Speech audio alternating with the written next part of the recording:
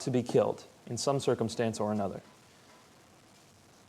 Now, a lot of Muslims will say, so I asked my friend, it's funny, I asked my friend who's like, I can't be your friend anymore. I was like, oh, okay, so if we're going to be that honest, do you think I ought to be killed for leaving Islam? And he said, let me get back to you on that. And, and he comes back and he says, no, I don't think you should. And I said, why is that? And he says, because you are not in an Islamic state. If you were an Islamic state, what you'd be doing is committing high treason. So you ought to be killed for it, just like people are killed for treason during wartime in Western nations. But since you are not in an Islamic state, you're just changing your beliefs. You are not bound to accept this belief, so you can't be killed for it. Just so you know, I asked another friend that question at ISNA 2009, and he said, yeah, if it were up to me, I'd kill you. So even here in the West, you've got people who, would say these kinds of things. Yeah, it's fun. Well, it's cool because you get to appeal to that. You get to say, can you listen to what you're saying? Isn't there something inside you that rejects this? Isn't there something inside you that says you ought to love and that you ought to, have compassion? In fact, that's what the Christian faith teaches, and you can share the gospel through that kind of a thing. And whether or not they will accept it, and they almost certainly won't at the time accept it, it will leave an impact. I have another friend who, it was the first person I debated. So if you go, I should have brought my debates. The first debate I ever had was on the deity of Jesus Christ. It was in 2006, August 5th. And I debated a man by the name of Nabeel Qureshi. No relation to me. He was at the time an Imam in Northern Virginia. And he was also a friend from way back when. Over time, my friend David and I debated him multiple times. We talked with him. He's a good guy. He's just got this heart of compassion. He does work in psychology. He tries to help people therapeutically. He's just got a big heart for people. Over time, he looked at this, the law of apostasy, and he said he could not believe that God would allow people to be killed for changing their faith. And now he has renounced his faith in Islam. And so you can see him debate Muslims now. He's not a Christian. He's kind of a deist right now. He doesn't know what he believes. But this was enough for him to leave. This combined with other things. But it was the violence in Islam was just too much for him. And you can watch the debate. So when we start out, he is hardcore Imam when we start out, and you can see that in our debates. Nabeel Qureshi, it's online. Yes, sir. Farhan, his name is Farhan, F-A-R-H-A-N, and his last name is spelled the same way mine is, Qureshi. Be in prayer for him. Be in prayer for him. Are there any major sects of Islam that completely reject this type of teaching as a whole? Major sect. Well, the sect of Islam that I came from is called Ahmadiyyat, and it was reformed in the 19th century. It was highly reformed. And the reformer said that jihad of the sword, that era has ended, and now it ought to be jihad of the pen. And so he said, no more fighting, period, at all. And so the sect of Islam that I came from is pacifist.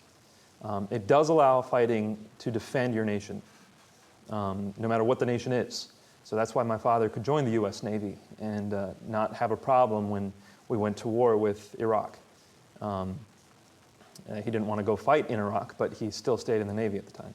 So you do have pacifist sects, but other Muslims take a look at that sect and say, that reformer was wacko, we don't consider you Muslim.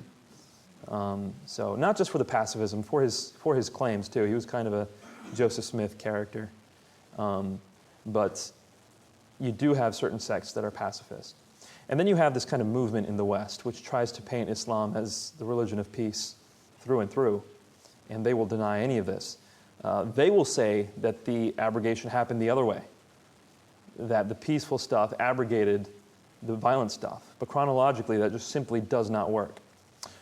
I didn't get to tell you this, but Surah 9, so that the surah that a lot of this information is coming from, was the last major surah to be revealed. Apart from this, there were little tiny revelations, but Surah 9 was the last major revelation in Islam. Just for the last part, the 9 part. Surah? Yeah. No, is it 9? Surah 9, yeah. No, it's number 9, yeah. It's called Surah At-Tawbah. So think about this for a moment.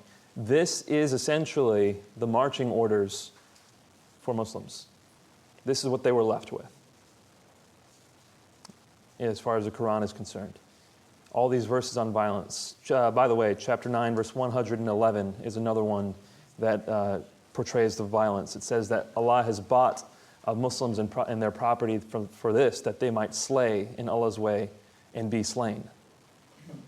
So Allah made you Muslim so that you can kill and be killed, essentially. Now, that's a rough translation, but that's chapter 9, verse 111.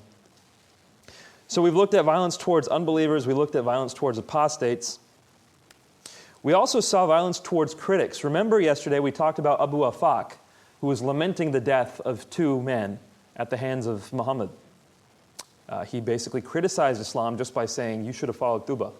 And he was killed. And then Asma bint Marwan criticized Islam as well by saying, how are you going around killing people? And then she got killed. So we have seen violence towards critics already. Here's another one. A blind man had a slave mother who used to abuse the Prophet and disparage him. What's a slave mother? That means it was one of his wives, or one of his handmaidens, whom he impregnated, and she became a mother of his children. Okay? So a blind man had a slave mother who used to abuse the Prophet and disparage him. He forbade her, but she did not stop. He rebuked her, but she did not give up her habit.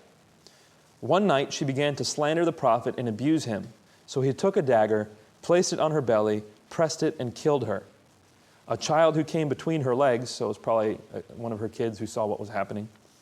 A child who came between her legs was smeared with the blood that was there. When the morning came, the Prophet was informed about it. Thereupon the Prophet said, be witness, no retaliation is payable for her blood. This is found in Sunan Abu Dawud. Remember, the 3rd most trustworthy source for hadith for Sunni Muslims. The next one was very similar. A Jewess used to abuse the Prophet and disparage him. A man strangled her. So this is a different case. A man strangled her till she died. The Apostle of Allah declared that no recompense was payable for her blood. So it looks like if you criticize Muhammad, you can be killed without negative consequence.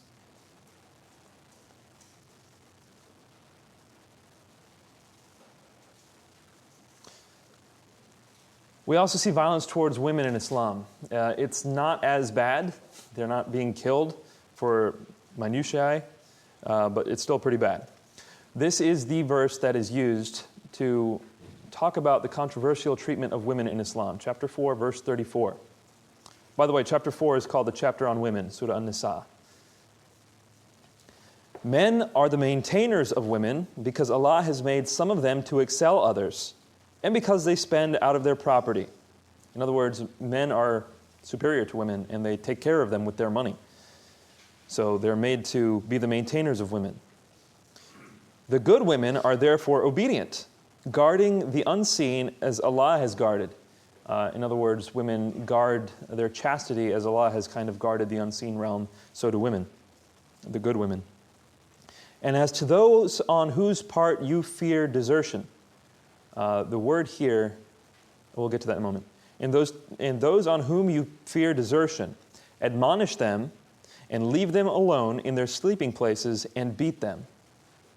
And if they obey you, do not seek a way against them. Surely Allah is high and great.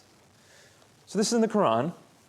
If you fear nushuz, if you fear disobedience, if you fear desertion from these women, then you are commanded to do these things.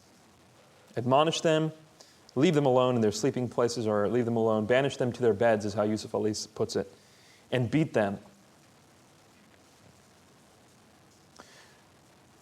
There are a lot of things to talk about here. When I took a course on Sharia at Duke, we spent a whole day on this one verse. The issue here for desertion, disobedience, what is it? What does that encapsulate? The same word is used later of husbands being disobedient to their wives. So what exactly does that mean, disobedience? It's hard to say. But in this verse, the context looks like if you think that they're not being chaste. The context makes it look like if you think they're not being chaste. Now, it doesn't require that you have evidence. It just says if you fear that they are not being chaste, and then you can beat them. If you delve into Muslim commentary, Muslim understanding of what's allowed as far as beating your wives, you will find all kinds of things on YouTube. There are video guides on how to beat your wife on YouTube. And they're attempting to be nice. They're saying, don't hit her face, don't use a stick wider than this, Some people will take it even further. They'll say, it should be a symbolic tapping, which is not borne out by the literature at all. And we can see that here. In Sahih Muslim number 2127, this is the hadith that I brought this up with a Muslim scholar at ISNA. He said in the middle of a presentation, I was a believer at this time. I was just at ISNA to see what they were teaching. And he said, Muhammad never beat his wives. Even if the Quran says it's allowed, Muhammad never did it, and we're supposed to follow Muhammad's example. And so he kind of got around, the injunction that you can beat your wife by saying, Muhammad didn't do it, and he's our example. So even though you're allowed to, you shouldn't. I went up to him afterwards, and I said, Sahih Muslim 2127 shows Muhammad hitting Aisha in the chest, causing her pain. Is that not Muhammad hitting his wife? And his response was, I'm not familiar with this hadith. And I don't think he was lying. I just think that he hadn't seen it. His teachers hadn't shown it to him. This hadith is very interesting. Aisha is worried about what Muhammad is doing in the middle of the night. I think what she thinks, although it's not explicitly said, I think what she thinks is he is leaving her to go spend time with another one of his wives. So she thinks he's cheating on her with another one of his wives. So he goes out, and she follows him. So he thinks she's asleep. He goes out of the room. She follows him. Muhammad starts walking faster and faster. Muhammad goes to a certain place. Aisha sees him and realizes he's not cheating on her. He's just standing out there. And then so she sees him turn around and start walking back. And she doesn't want him to see her, so she starts walking back. And Muhammad starts going faster, and she starts going faster. And then Muhammad's running, and she's running. So basically, Muhammad's chasing her. She gets back in the room, pretends to be in bed and asleep. Muhammad comes in and he says, "Oh, Aisha, why are you breathing so heavy?" She gives him an excuse, and he punches her in the chest. I have brought this up with Muslims who did know about it, and they say, "Nabeel, this is a holy punch."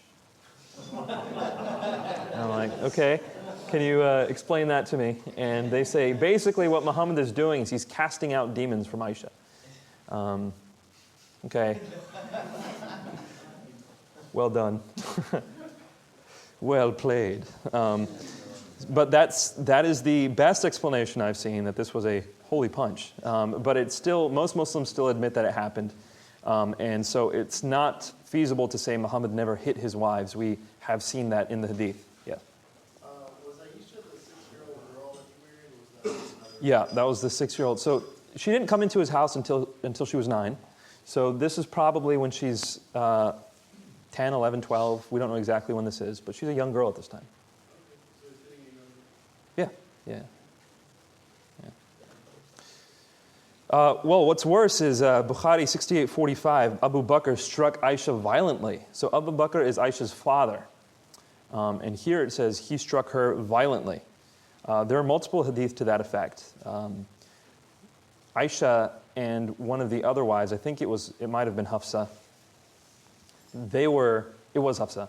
They wanted more money from Muhammad. They were complaining that Muhammad wasn't giving them enough money. And their fathers came in and punched them. I think it was in the face. And Abu Bakr was Aisha's father, and I believe Umar is Hafsa's father. So, wives of Muhammad being punched right there in front of Muhammad, and Muhammad doesn't stop them.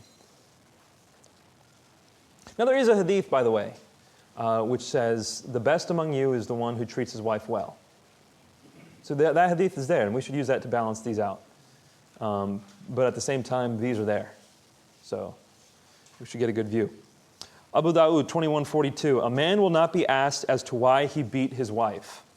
In other words, if you beat your wife, no one can question you. It's kind of up to you. And we see this played out in Ibn Majah. Ibn Majah is considered another one of the Sihah Sitta, the top 6 books that Sunni Muslims refer to. One night, Umar arranged a feast. When it was midnight, he got up and went towards his wife to beat her. Okay, a little non sequitur there. I ate a ton of food. I'm going to beat you. Okay. I separated them both. When he went to bed, he said to me, "Preserve for me a thing that I had heard from Allah's messenger." In other words, listen to me. This is what Muhammad said. A man will not be taken to task for beating his wife. In other words, he said, Muhammad told me, you can't stop me from beating my wife. Who do you think you are? So, because of these kinds of sentiments, because of these kinds of actions, Aisha is recorded as having said, "I have not seen any women suffering as much as the believing women." In other words, Aisha says, I haven't seen women suffer as much as Muslim women. And then she's pointing to a woman and she says, look, her skin is greener than her clothes. In other words, she's been bruised so bad, her skin is greener than her clothes are. And she's talking about another woman. This was a woman who, by the way, had come to Muhammad and had asked for respite. She had said, my husband beats me. And Muhammad's initial response was, you're not allowed to beat your wives. And then Allah gives this revelation, 4:34, you're allowed to beat your wives. And then he says to her, I'm sorry, I wanted to weigh in favor of you, but Allah has overruled me. I will hold my snide remarks. So violence towards women, quite prevalent in the early sources. We found it in Bukhari, we found it in Muslim, we found it in Dawood, and of course we see it in the Quran, 4:34.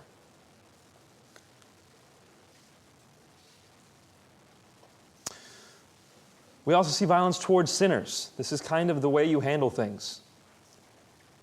Chapter 5, verse 38, as for the man who steals and the woman who steals, cut off their hands as a punishment for what they have earned. An exemplary punishment from Allah, and Allah is mighty and wise.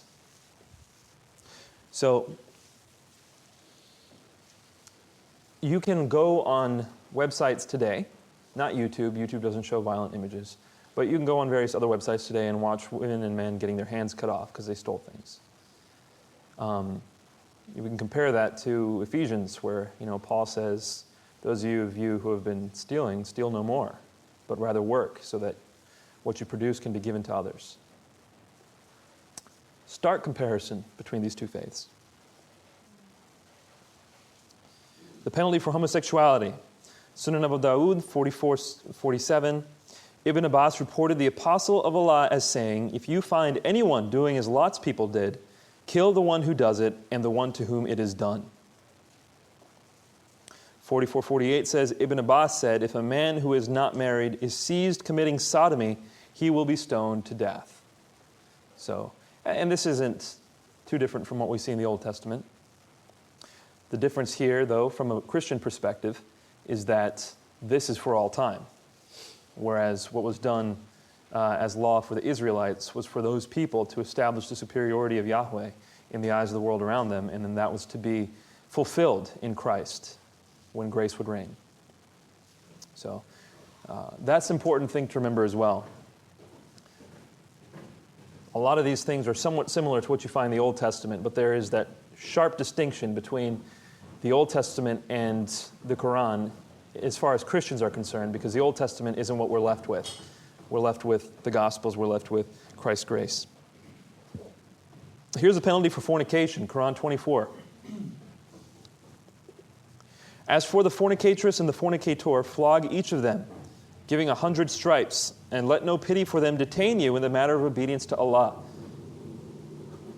If you believe in Allah on the last day, and let a party of believers witness this chastisement.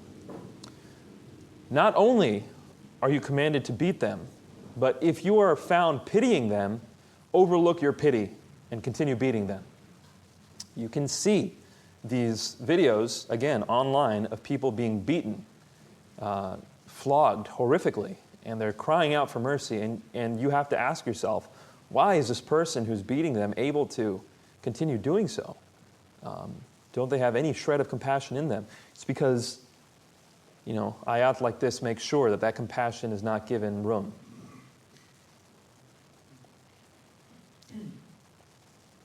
The penalty for adultery, chapter 6, Sahih Bukhari 68:29. Umar said, "Lo, I confirm that the penalty of rajam, or stoning, be inflicted on him who commits illegal sexual intercourse if he is already married, and the crime is proved by witnesses or pregnancy or confessions." Stoning to death. There are interesting implications for this. If a married woman in a Muslim nation says she was raped, the Quran demands that there be 4 witnesses to a rape. So 4 witnesses have to see it in order for it to be a legitimate accusation.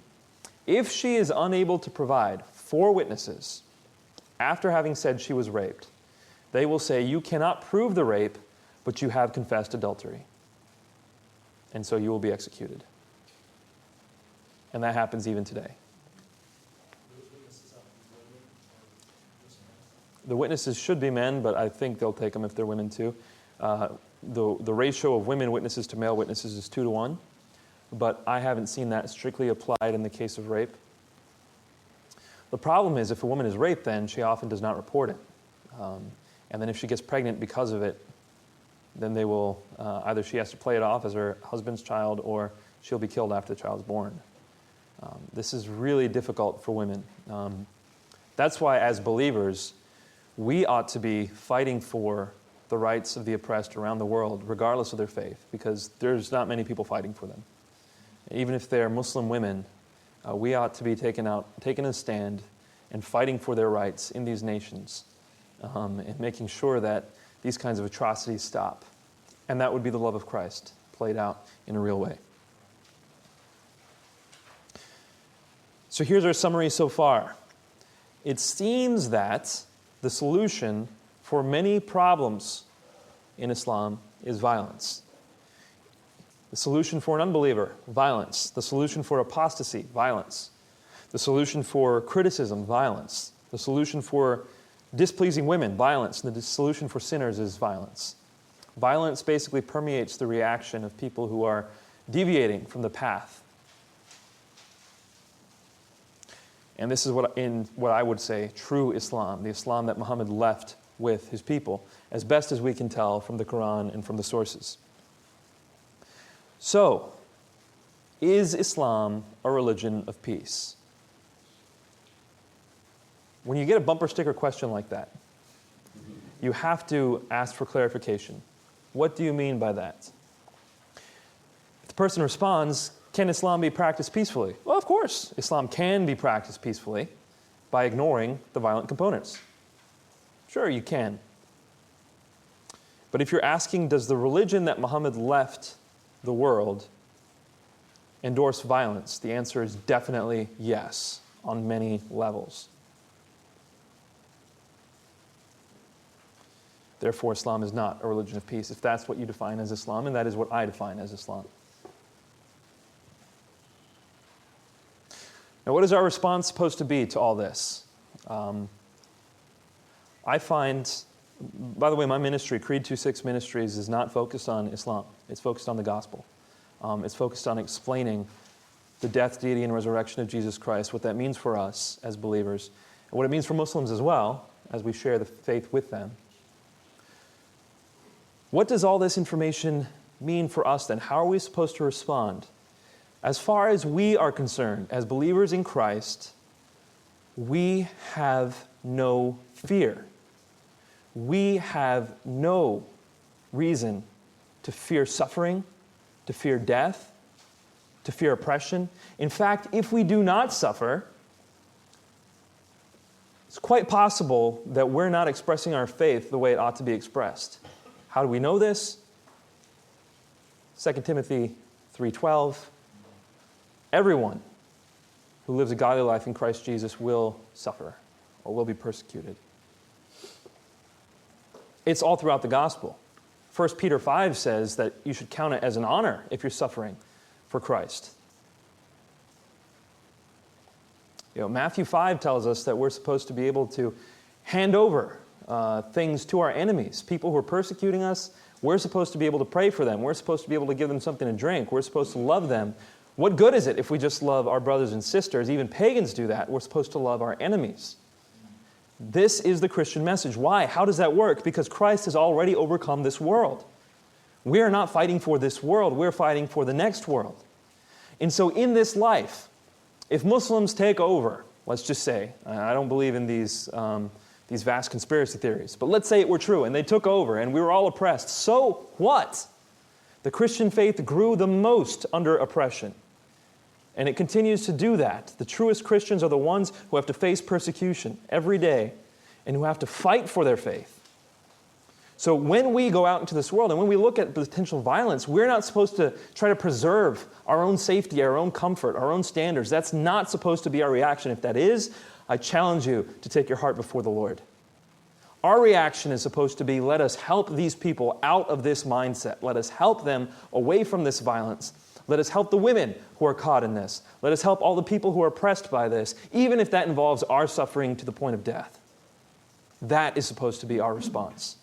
So fear is not an appropriate Christian response to this, and that's my point. A lot of people say, Nabeel, what you're doing is fear-mongering. Not at all. We are supposed to know what Islam is. We're supposed to know what we're up against. We're supposed to be informed. But fear is outside the realm of a Christian response. Responsibility to share the gospel. That is what's going to change this. It's the only thing that's going to change this, is spreading the gospel through the Islamic world. That's supposed to be our response. Biola University offers a variety of biblically centered degree programs, ranging from business to ministry to the arts and sciences. Visit biola.edu to find out how Biola could make a difference in your life.